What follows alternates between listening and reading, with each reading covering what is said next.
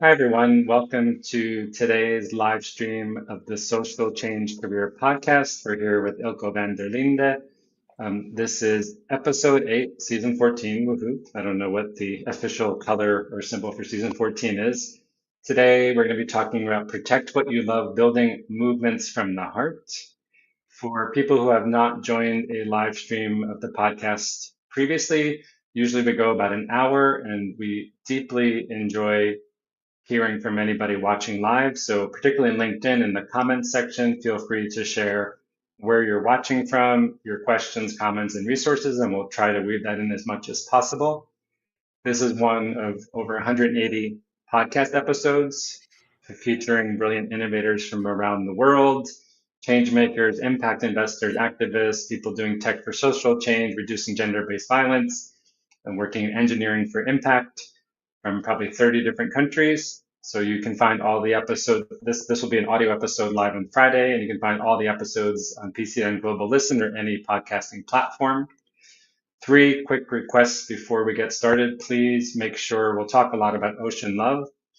Please make sure to check out the second round of kind of the OceanLove Awards. We'll talk about that a lot today, and it's one of the world's coolest innovation competitions for people working to protect and serve the oceans and marine wildlife.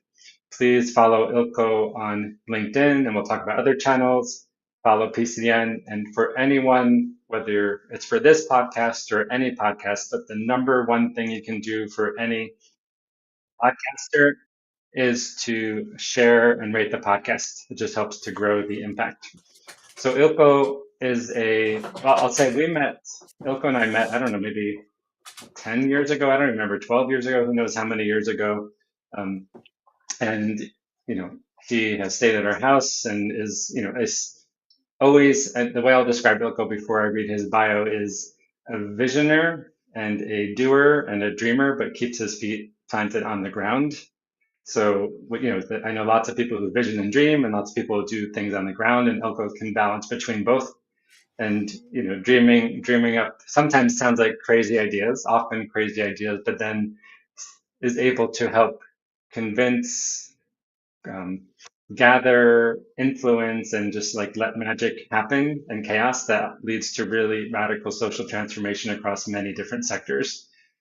So I was on the board of an organization he co-founded with a friend of his and a friend of mine, Mohammed Helmi, called Masterpiece, which is still going strong, which is a global movement connecting people across divisions using art and media and activism for peace building. I think I said like 60 countries, including in Medellin. So Ilko is a Dutch social entrepreneur, storyteller, and movement builder. He's the founder, I'm not even going to try to say the Dutch name, but of the Liberation Day Festival, which attracts over 1 million annual visitors in the Netherlands. He co-founded Dance for Life, which was previous to Masterpiece, which uses, let's say, dance and movement around health and HIV prevention. Um, Dance for Life is active in 30 countries. Masterpiece is active in 50 countries. He's also the founder, which unfortunately I didn't see last time I was in Netherlands, of the Mandela House, a hub for community and social impact, authored the book Be a Nelson, and writes for the Optimist magazine and National Geographic Travel.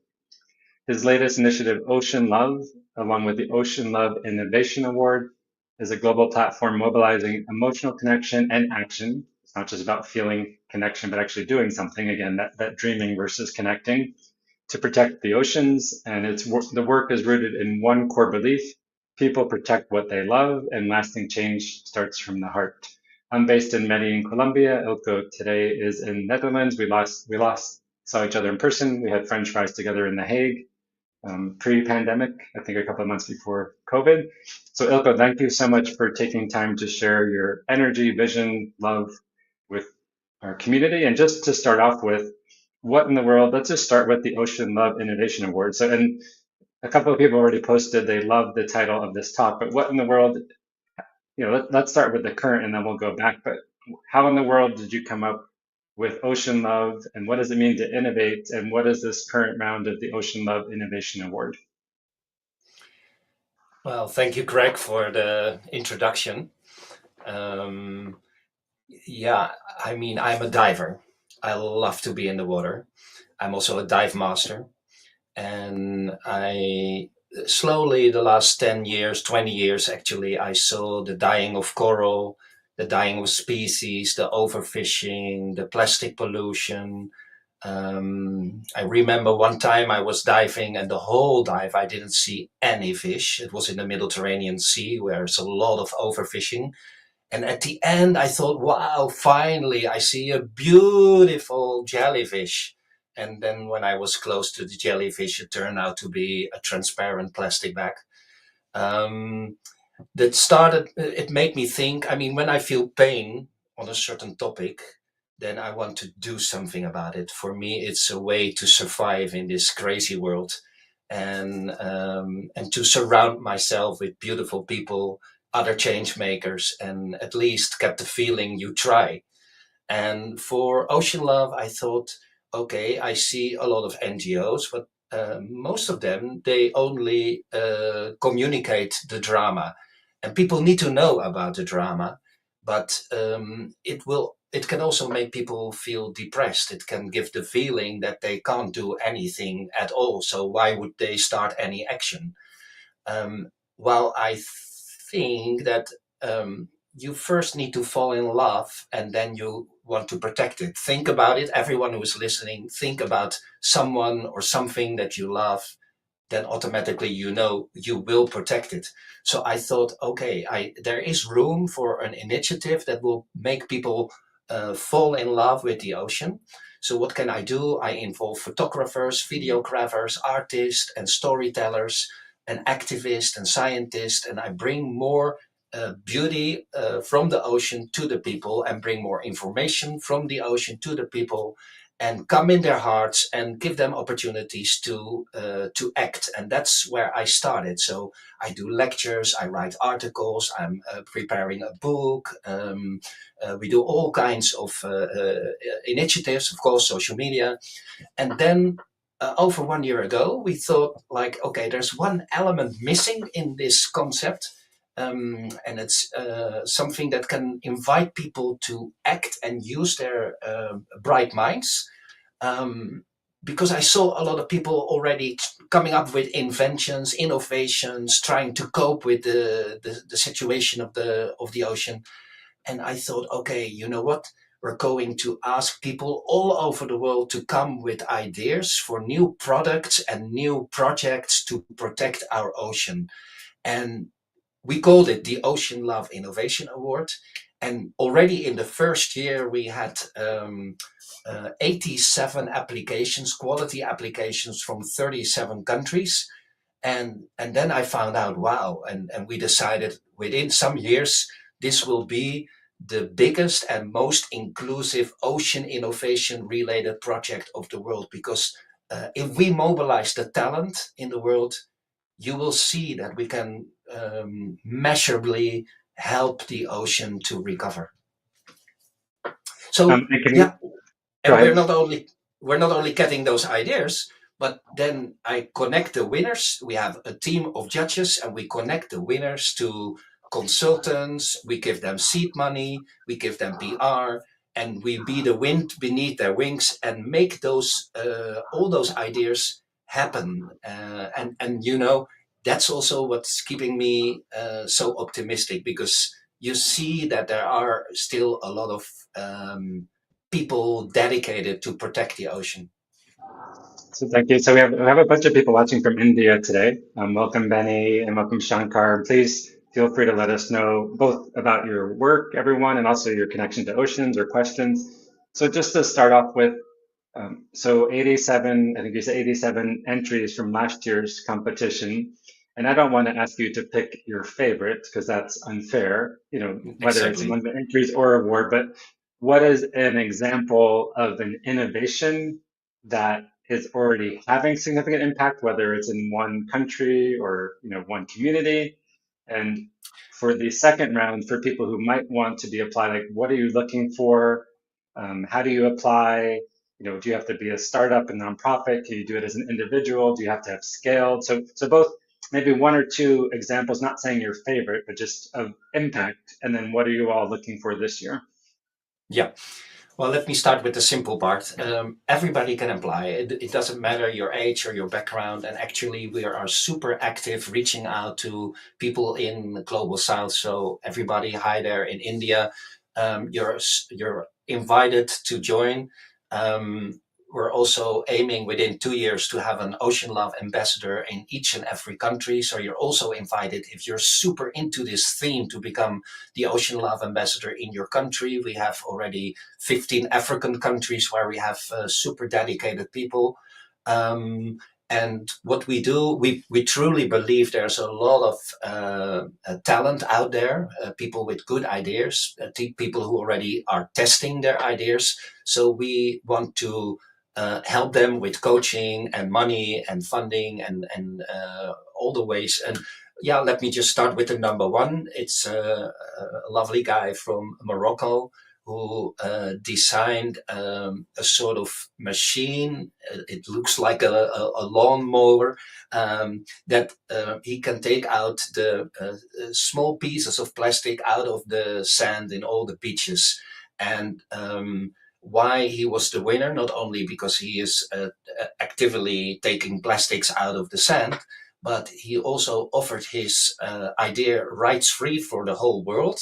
And thirdly, he is doing a lot of campaigning around it towards people, young people, to let them know they shouldn't pitch their plastic, and to the government to actually sign for not using any plastics anymore, having laws to ban all the plastic bags, etc. So it was a comprehensive plan, and we're guiding him with PR, with consultants, and how to realize this and make it bigger. But the number two, I love her initiative too. It's a girl from Colombia, actually. You must meet her. Yes, she was 15, now she is 16, and she found out there is actually not a school project touching my heart in Latin America. So, why would I not make it myself? And she designed an educational program that is actually working for young people. And so she's a wonderful ambassador for young people in Latin America. Again, I will connect the two of you. And but number three is a plan that creates fuel from algae. So all the plans are different. Until now, we don't have categories, but in the future, we will have categories of fighting the pollution, fighting the climate change, protecting the biodiversity, protecting the corals. So on a certain moment, we get so many applications. So then we have prizes and we divide in categories. But right now, everyone is welcome with his or her beautiful idea. Wonderful. And Shankar is sharing he has a new film called Blue Ocean, where a portion of proceeds are going to help ocean conservation in India. Welcome, NG from Egypt, and please keep letting us know where you're watching from. So, two more questions about OceanLove. So, just a little bit more. Are you looking for applications from anywhere? Do you have a preference for, if it's coastal community or something to do with water conservation or animals or ecosystems? What is the criteria in terms of like what connects to the ocean and doesn't? And then when's the deadline? How hard is the application process? And who are some of the judges? Good. Um, well, people can apply till September 30. So we have several months. You have several months to come up with your idea. You can apply as an individual, also as a team, or as a university, or with a group of friends, or and it doesn't matter where you're from or your age. It doesn't matter in what category. It's actually not even only related directly to the ocean, because most water of the oceans come from the river. So if we pollute our rivers, or the river is also the cradle for new life in the ocean, for mangroves, coral, all the areas where you think you have an idea for a product or a project that can help to protect our ocean, you're super welcome. We have on our website, oceanlove.news, you can see the team of judges. It is run by the CEO, Sean Owen from Canada, who is running the Deep Sea Conservation Coalition, which is actually a group of 111 groups trying to protect the deep sea. So yeah, we have scientists, activists being part of the team of judges, and we look to, okay, is the idea feasible? Will it have impact? How quickly can we develop it? And also the dedication of the person applying, because somewhere October we will select the top 30 and then give them an online workshop, online boot camp, and talk with them and see which movers and shakers are actually most promising. And then we finally select a top 5 of winners. But that doesn't mean that we don't help all the others, because we will do our utmost best to support all the ideas. And then the last question before we move on to some other things. So you talked about the Ocean Love, and again, I put in the link. Check out Ocean Love News, oceanlove.news. And again, if even if you're not working on these issues, amplify and share because it's an amazing opportunity. And again, the deadline's in early September. So whether it's posting on your own social media, sharing with your community, posting in groups, or just advocating, because it's a really amazing. Both we need it, and it's an amazing opportunity. Just a little bit more, you talked about the Ocean Love Ambassador program. And so just if people are watching now or listening in the future, what is it? How does someone potentially get engaged? And what are the responsibilities and benefits? Well, maybe it's good for everyone to know we are an old-fashioned 100% volunteer-based organization. Everyone, the judges, the board, the volunteers, me, everyone in the team, we do this uh, out of love for the ocean. And so if you listen and you feel the same love for the ocean, you are dedicated to this theme, you understand what most people in the world still don't understand, that it's actually we have to fight for the ocean as if our life depends on it, but it actually does depend on it. It gives 70 to 80% of the oxygen, and it is super, super crucial in the fighting of the climate change. But if you say, okay, I know this and I want to be part of this movement and I can promote it in my country, yeah, then we will have a chat with you. And we give you a lot of freedom to reach out to the media and the influencers in your country to make people aware of the Ocean Love Innovation Award. And so that's what it means to be ambassador. You represent Ocean Love in your country. You do interviews, you promote, you will recruit at least 30 applicants. And by doing this within 2 years, this will be the biggest and most inclusive award. Maybe one remark about this most inclusive.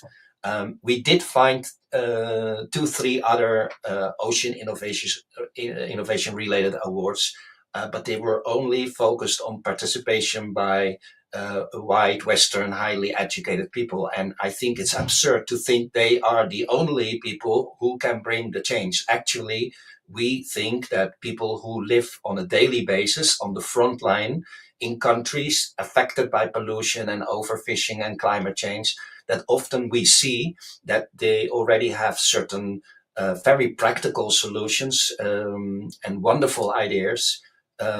So we need to reach out and search for people all over the world, everywhere, and try to be the wind beneath their wings. And just last question about the application. Does it need to be in English or can it be in French, Arabic, or other languages?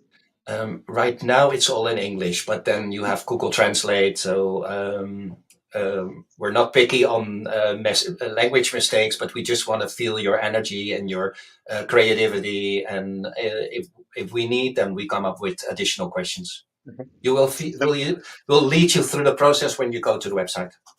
okay. And so we'll talk about career and trajectory, but a couple of questions about the oceans. You and I were chatting before this, and I was sharing that my wife is Colombian Catalina. We live in Medellin. There's no ocean here. There's a very polluted river, but there are lakes, and Colombia has both Pacific and Atlantic. And so a couple years ago, we went, to this beautiful town, hippie town, and both indigenous community and hippies, where there's a lot of surfing. And driving up there, we took a bus part of the way. I saw more plastic pollution than I've ever seen anywhere in my entire life. It was just like mind blowing. Not the town we went to, but driving through communities, just plastic, unlimited amounts.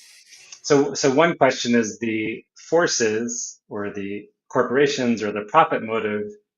There is a lot of pollution by individuals, but a lot of it comes from the larger ecosystem and plastic manufacturing and Coca-Cola. And so what are the challenges? I mean, yes, our lives depend on having a planet.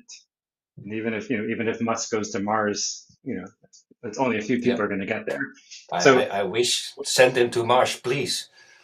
but what like in terms of the challenges, how how do you see like building system level change when there's so much economic power behind pollution?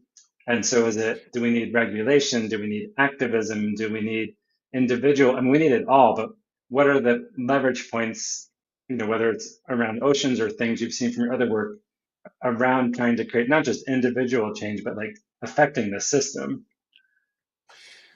Yeah, good question. I think this might be a little bridge to the broader theme of today. Um, because if you feel pain on a certain topic, it doesn't help when you say he or she or my government or the world or capitalism. There's always someone else who needs to solve it. You need to start with trying to adjust your own life, which is already your own habits, which is already challenging enough to think about your own CO2 emission and your own habits and how you can change on this topic. For instance, I was in love with eating meat, but I stopped eating meat. When you learn about those topics, and we all have a challenge there. So practice what you preach. That's one, which is difficult enough.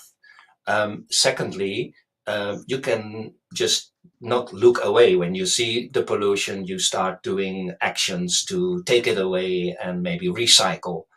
But thirdly, you also need to see the bigger systems behind it and reach out to the governments and to the corporates, to the companies, and make them responsible. But it's the whole package. And I believe that when the people on the street don't accept certain habits anymore, they can be powerful beyond measure. And as a teacher on history, I love to analyze all the big social changes in history, like how did we manage to stop slavery? How did society manage to stop apartheid in South Africa? How did we manage to get voting rights for women? All the big steps forward. It happened after a small part of society was like activists standing up, being the front runners. But we were really successful when the people in the middle started to join the fight, when they opened up. And that's why for all my campaigns, I always think, how can I use language and methods like music and art to come in the heart of the people in the middle and persuade them to not look away, persuade them to move towards the front runners, towards the activist. Because if we can make the people in the middle move, then the majority becomes from silent, they become outspoken, and then even politicians, they have to listen. But it will take time. Yeah, we also need a lot of dedication and patience and optimism. But we should never forget to also reach out to the governments, because on the plastic pollution, for instance, almost all the countries in the world, they signed that there should be a ban on using plastic bottles and plastic bags. But then you can sign it on a UN level, but then still it needs to be implemented in your country, and your government needs to have the guts to do it. And but we see first countries like Rwanda, for instance, showing the world that it is possible, showing the world that it has a tremendous effect when people on the street and government work together for protecting the earth. So just thank you so much. We have a couple of people. We just have Aquaman, Kristen, Jerome from Sea Shepherd is watching. So I guess they're some of your partners. So again, feel free to put your questions and comments. And then I'll say that personally, Catalina, my wife, was better at this. Like we tried to compost when we lived in the US. It was a disaster. I won't go into but we've been composting here for years. And so I would say about 95% of all organic waste, it's a little bit of a pain. It smells, but it's so much, and we have a garden, so it's like there's so many things. Or Colombia outlawed single-use plastic bags a while ago, but there's still plastic bottles everywhere. And I still buy. My kid's a competitive soccer player. We have our bottles, but I'll still buy sometimes. But it is.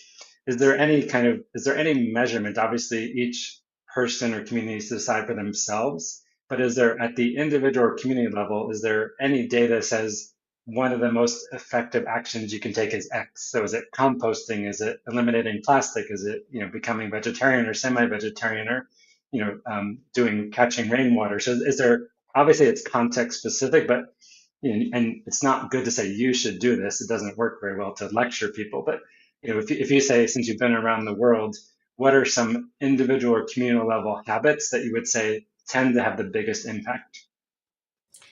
Well, that is really a tough question because, as you already said, it depends on where you are. And in some areas, we see that the global warming is making the corals die. And when corals are dying, the fish are dying, then the local communities, they don't have fish anymore. So sometimes they go back to habits of 30, 40 years back and they use dynamite to fish. And then the corals will break and die forever. So here you see it's not only fighting the climate change, but it's also fighting poverty. Everything is related. And I can't give you one answer. It's a comprehensive package of one. Everybody needs to learn how can we reduce our CO2 emission, how can we push back the global heating, because that's one of the big problems for the ocean. um, how can we stop the pollution with laws and by changing our own habits? How can we stop the overfishing? um, and still, as an optimist, I also believe that it's extremely important to make people at least aware about a lot of things. So many people don't even know that the ocean is providing 70, 80% of our oxygen. And just to zoom in on one little element, um, a lot of people think they need omega-3 and they buy pills and they are super aware with their health and their body. Not even knowing that that omega-3 is made from krill. And the krill harvest right now, you were talking about Sea Shepherd, they do some lovely, beautiful, important campaigns on this topic. The krill is the number one ingredient for whales.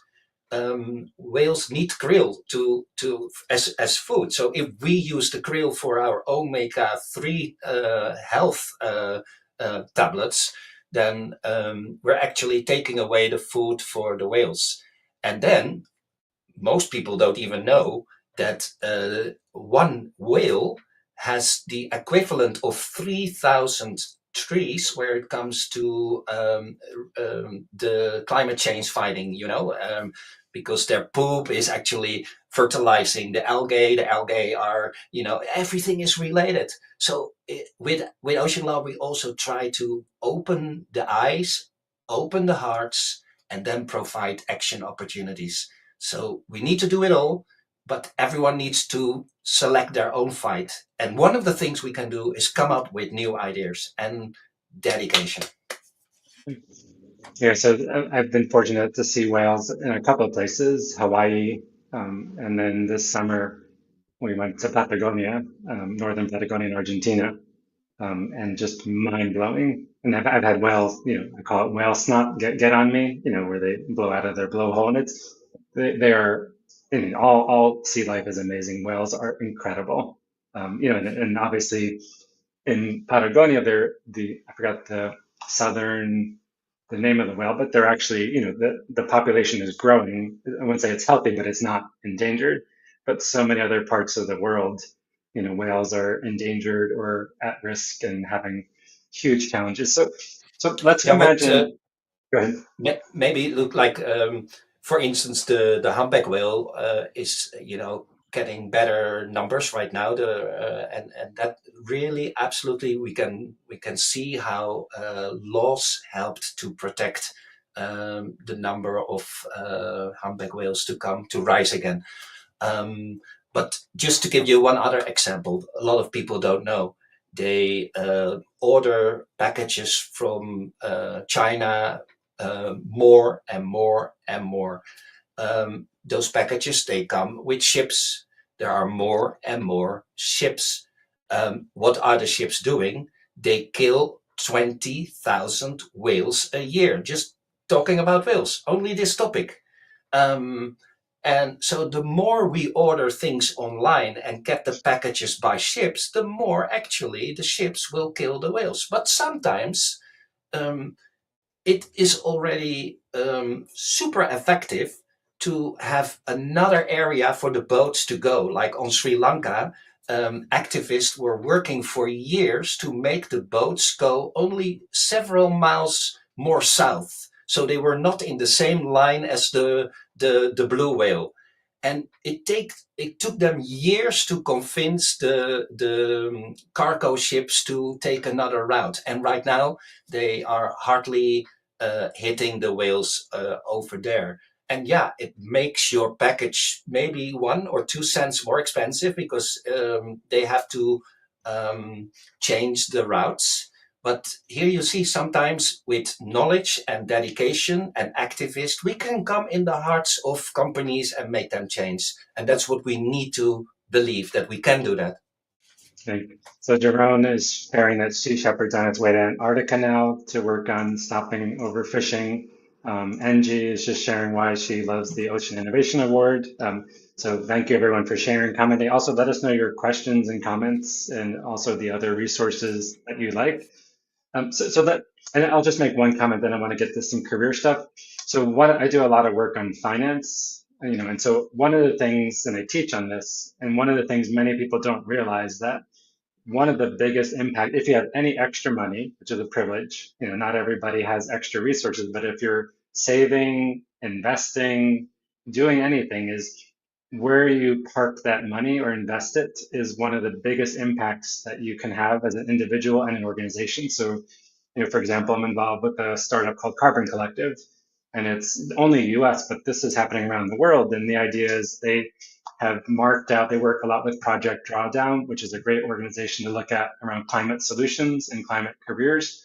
And they've said out of however many thousand companies in the US that are publicly traded where individuals or others can buy stock, they've said these are, I think it's 175 companies that are either building climate solutions, climate's at the essence of what they do, or can be influenced to move that way.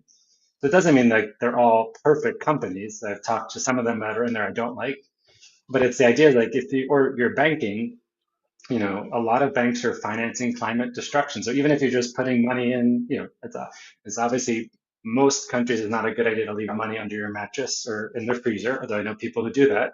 So even if you're putting like Triodos Bank in the Netherlands is one of the world's most sustainable banks or amalgamated bank. There's the Global Alliance for Banking and Value.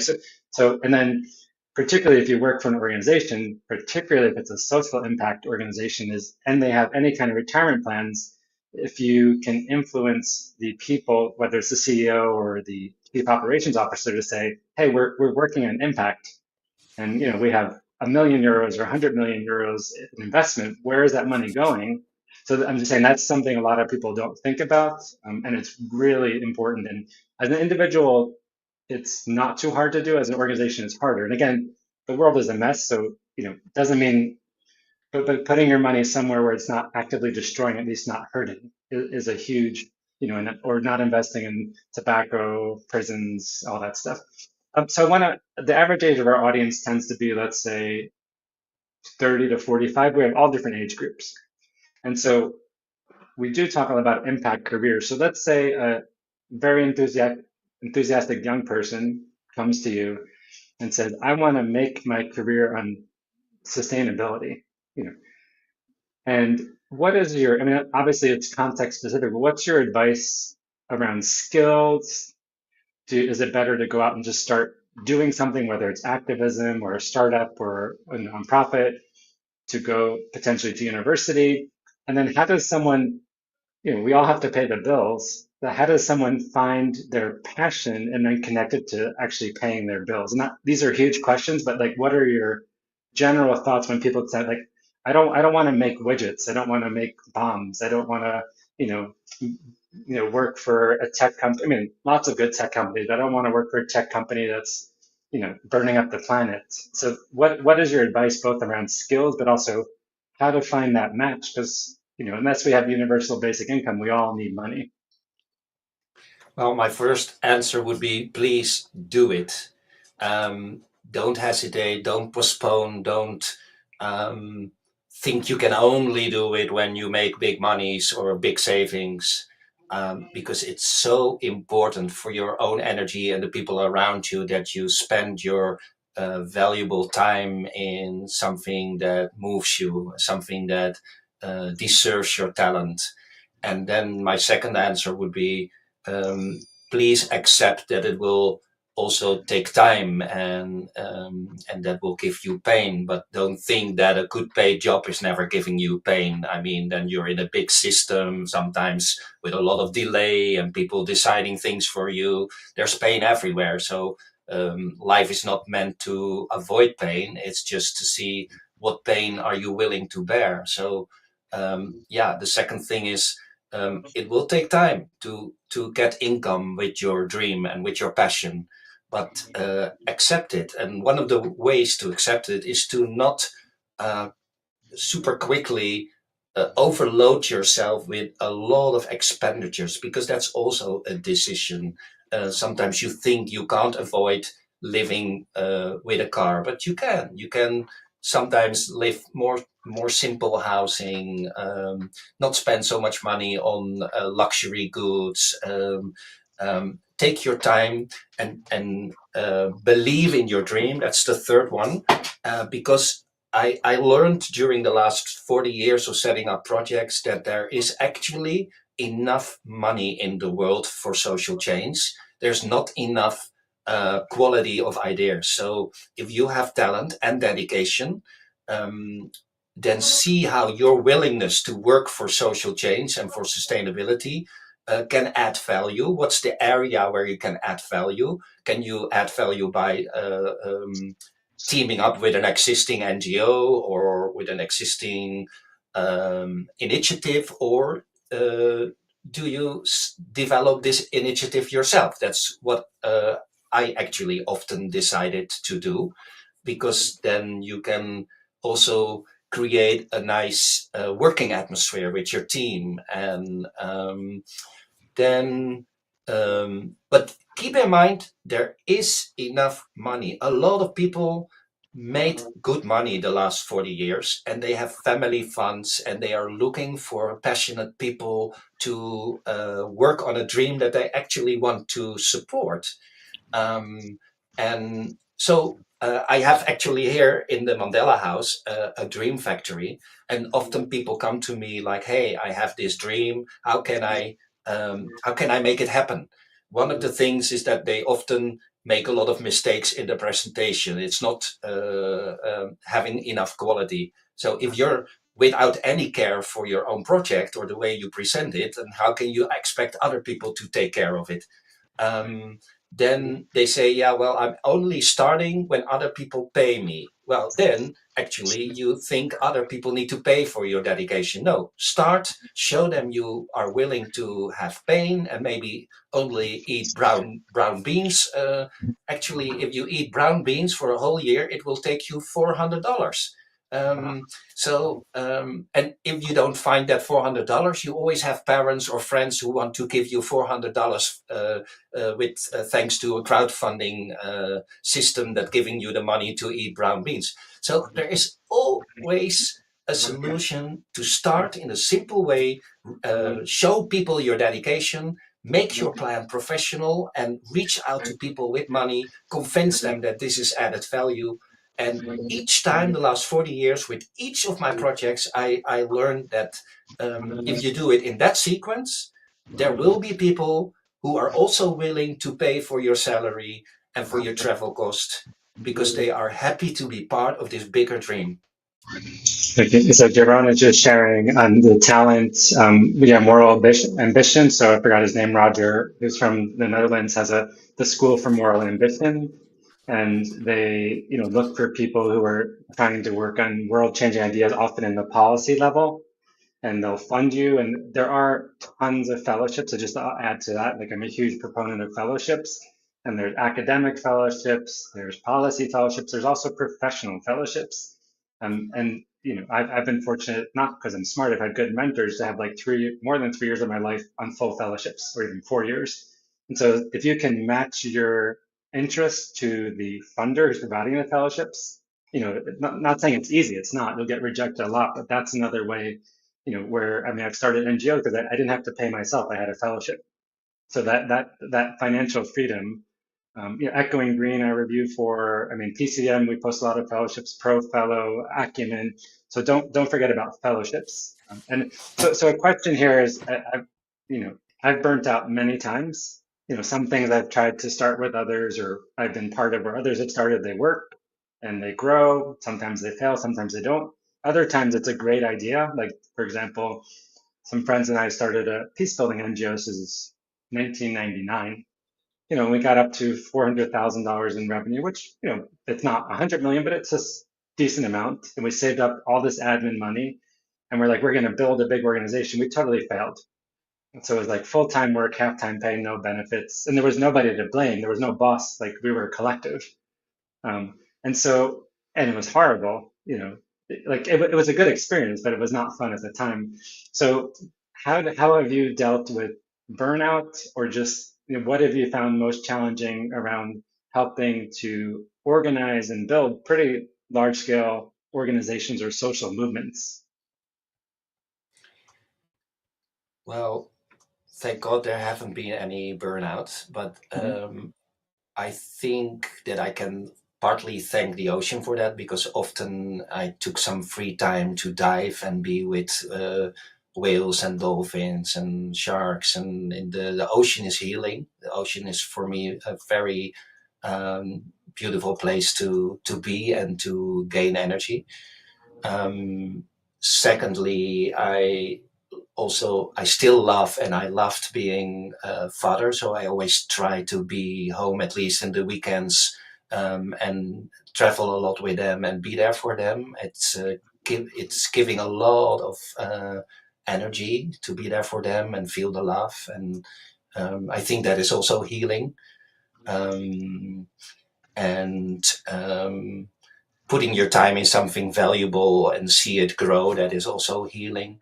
But to be honest, yes, there were always sometimes I said there's one day every month that I think, oh gee, I have to pay all the salaries, or how do I pay my own bills. That was for a long time. There was one day every month, and then all the other days, 29 or 30 days, I was just working to make it a success, and because that's the best answer to deal with worries. There's not any research in the world showing that having worries will solve anything, will bring any solution. It's only costing you energy, so you can just only be sure you direct your energy in what you can influence, what you and yeah, what else can I say? um, I think it's also beautiful to surround yourself with this project, like OceanLove, or with the other projects. You surround yourself with other optimistic, positive people, and I can't do without that. I mean, the world is crazy. It's getting more crazy every day. There's so many stupid leaders, right wing bullshit. Um, but at least I surround myself with lovely people who are optimistic, who are standing up and raising their voices, and that gives you energy too. So it's so rewarding doing this kind of work in an immaterial way. Um, so for me, all those things, they helped to move on. Yeah, I'll just add, I mean, I have burnt out multiple times, and that's for me, it's part of the process. And then, whether, I mean, I was working two full-time jobs, and my wife's like, "You're gonna have a heart attack," you know. Oh, And so eventually, like moving, I mean, I wasn't, but like she's like, "You're like, but moving to Colombia for family and professional reasons, like I still work a good amount, but not two full-time jobs." And I've been on quite a few boards with a similar thing where the organization is doing amazing work, and then the CEO or the leadership team can relax for 6 months. There's like doing projects, and there's times like they don't know how they're going to pay the bills in the next night. So that there's a lot of hard aspects, where especially if I was in a project, I won't go into all the details, where my salary was fine, but there was some conflict with a donor, and I didn't know what was going to happen to other people's salaries. Like that, there's challenges around those things. For the but Mandela, but good, uh, thanks for sharing this. And I'm knowing for you for a lot of years, and I didn't know this part. right, Um, and um, I I think we also need to just see that this can happen in any job. It can happen also in commercial jobs, or what people call normal jobs. It's not only in when you dedicate your life to social campaigns that you are more closer to having burnouts or heart attacks.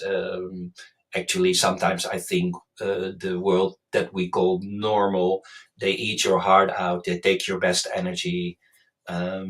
So setting up this kind of initiatives, and I also see you flourishing with doing this PCDN work. You know, it can be rewarding and give good, positive energy.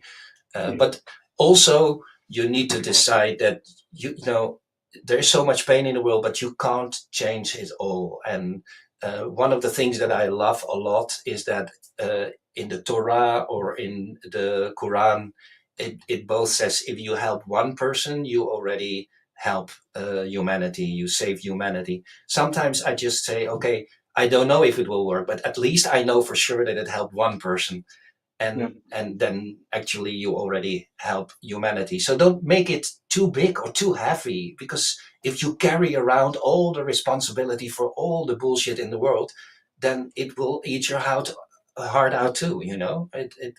Find ways to stay optimistic. Right. And I'll just make one other comment. So I have had a non-traditional career. And for me, like I've had some structured jobs where I had to put a tie on. And for me, that's soul suffocating. And I knew if I stayed in those kind of jobs, like then health problems so everyone is different. Some people love bureaucracy and big organizations. And so for me, like choosing consciously not to be in that world too long, like for me, freedom, autonomy, impact, and I haven't worn a tie in years. And it's funny, when I moved to Colombia, I lost weight when so I got all my suits resized, and I haven't worn them in like 7 years. So it's like, but and I have a 14-year-old who's a very competitive soccer player, and it's like, that's one of the joys, is just going to a game or screaming, like, or anyway, making time for things. So someone asked, like, what in the world is the Mandela House, and is it still active if someone happens to be going through Amsterdam? Is there a cafe or workshops or? Yes. Well, 11 years ago, the mayor of Amsterdam asked plans for a peninsula where I'm actually living right now, and 700 people came to watch. 200 plans were admitted, and then a jury elected my plan. And my idea was to, on this peninsula, to do many activities to promote the Ubuntu philosophy of Nelson Mandela, bring people together, support social change.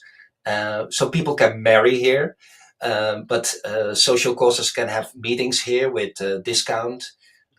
We have all kinds of actions: support Palestinians, support global change, support the environment, support OceanLove. We're very active, of course, on developing OceanLove.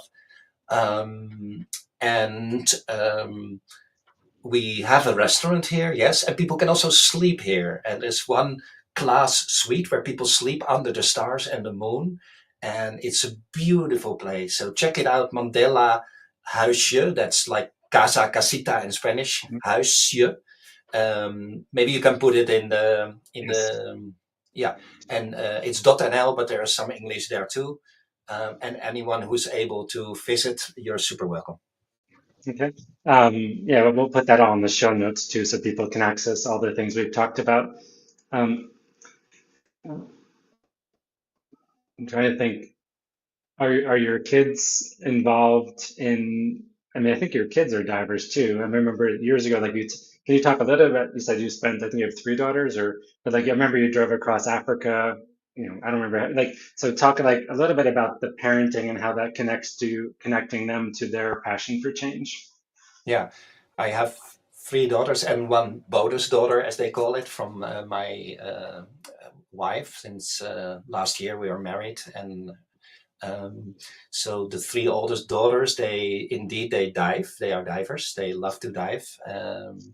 I thought it was part of raising them, bring them the beauty of the ocean. And what I'm super proud to see that they're all very dedicated to social change topics. And the oldest one is right now organizing the Spanish Film Festival in Amsterdam, and she studied on what documentaries could do for feminism and the position of women in Latin American society, and abortion rights in Catholic countries. How can you persuade people to protect abortion rights? So she was very much on those feminist themes and on the Latin American culture. And the middle one is actually right here in the Mandela House right now, and she is a biologist and super active on protecting plants and doing research on plants and bottom, and she's very much into nature protection and conservation, and I love to see that. Then the third one, youngest one of my daughters, is the Donya, called World, and she's quite active on gender topics. And then the bonus daughter, she's often involved in the fights for the Palestinians, the solidarity, raising money, putting things on our socials, making drawings. So yeah, it's for me a pleasure to see how they are all involved in not accepting the world as it is and trying to bring change. Amazing. Yeah, our 14-year-old has a very good sense of humor and keeps us on our toes. I mean, obviously, kids are going to follow their own paths, but the idea is that they don't just see the world from one perspective. And we had a conversation with friends this weekend, kids who are fortunate to grow up bicultural or bilingual, and just see there's not just one view of the world, or trilingual. Really, there's something that often happens with their brains and their ability to adapt and do impact. And I also put in there's an interesting Dutch organization called Water Bear Network, which does, I think it's completely free, but you know them? You want to share since you were talking about film? Have you part for Yeah, people yeah. who don't know what?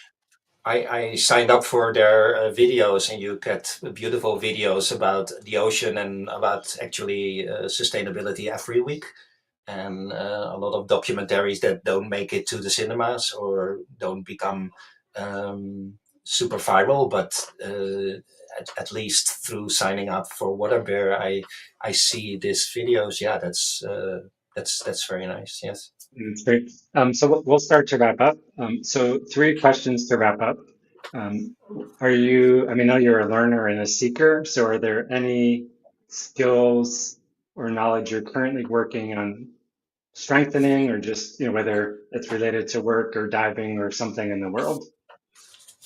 Well, while I'm diving, I'm always learning and trying to get better and see and really embrace the beauty. And but yeah, with this project, there is so much to learn about the ocean. I'm now working on OceanLove for 4 years, and it's amazing how much you can learn, how much I didn't know. While I was super aware of a lot of things, and reading a lot and diving a lot, and still I didn't know so much. So that gives some hope too. So now I know, and I can find ways to translate it to a lot of other people. And I'm constantly learning about what the ocean can do for all of us. And then when you think about whether it's related to sustainability or just impact, what are your go-to resources, that are in English, not just Dutch or other languages that, like do you get a daily newsletter or you listen to a podcast or a website? Just, for other people who are interested in sustainability or impact, I always like to know what are your go-to resources, whether it's news, innovation, hope. So, I I think I did the same when I started Dance for Life on fighting HIV/AIDS, or Masterpiece on peace building. Um, then you start very humble and reach out to all the experts and follow. You sign up for newsletters um, and slowly, and also on social media you start following the right NGOs and the right activists, and then slowly all the information is coming to you, and more and more and more, and then you can select. And but definitely everyone will find the information they need by signing up for newsletters, following PCDN, and also reading a lot. National Geographic is a beautiful source. But yeah, also on Instagram, just start following the right people, and you get overloaded with good information. And then be open to read it. Take some time for it. Don't think you already know everything, because there's so much to learn. I was just talking to my son Jacob about that, like, the desire to continue, what you're taught in school, although not everybody goes to formal schooling, but so much learning is about curiosity and just exploring and getting outside of one's own boundaries or training. So the last two questions, what does Ocean Love need? And I'm just curious in terms of resources, everyone's volunteers, but you're giving away prizes. So, where is the financial support coming from, and what does Ocean Love need? Ambassadors, financial support, applications? Like what are the things that you're hoping to expand with Ocean Love? Well, I think first of all, growth, more applications, and more followers, um, because then we show the world this is working. And that's what we do right now. We show the world that we have an initiative with added value. Um, I believe that when you have honey, that's the best way to get the flies. So Mhm. focus on having something beautiful, and then new partners, new donors, new activists, new volunteers will come, because they see it actually exists and it's actually doing some good stuff. Um, and yeah, I think in that sequence, of course, we need more donors, because then we can also give more prizes, better awards, better guidance, even for us as a volunteer-based organization. Um, Mhm. but I believe that it's in this sequence, just show them what it can bring and how it is growing and what the impact is, and then more easily you attract the experts and the money than by reaching out to them and telling them how good you are. Show Yeah. them how good you are, and then the convincing is less difficult. Can you follow me?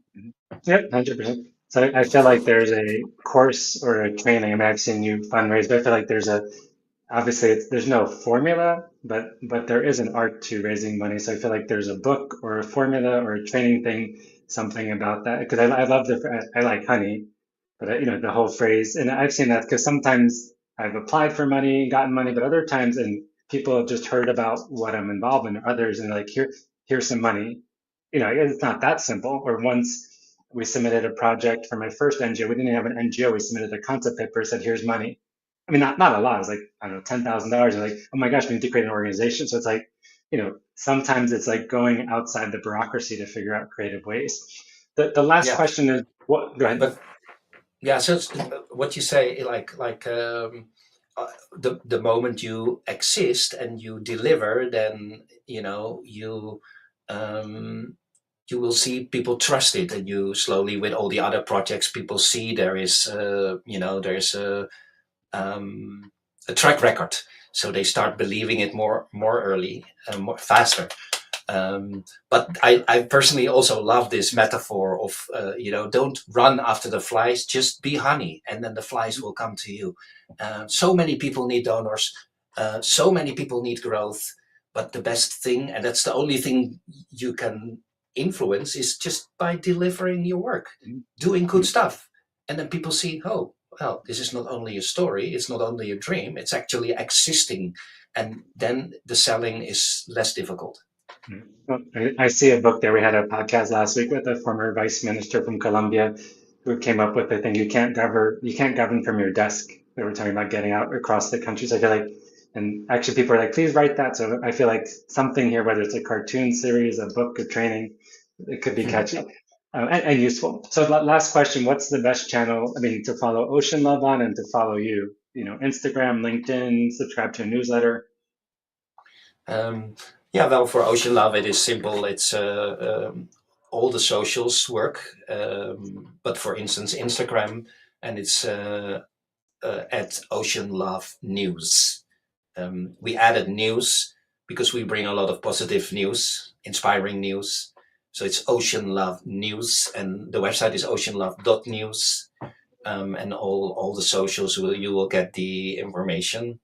And yeah, if they like, they can also follow me, my name, also on Instagram. They see a lot of beautiful footage from the ocean. But when it's about OceanLove News, that's the way to go. Okay. So just to wrap up, so thank you so much for your energy, wisdom, curiosity, and really cool anecdotes and stories. And now I want honey. Though honey doesn't go with coffee, but I do drink tea.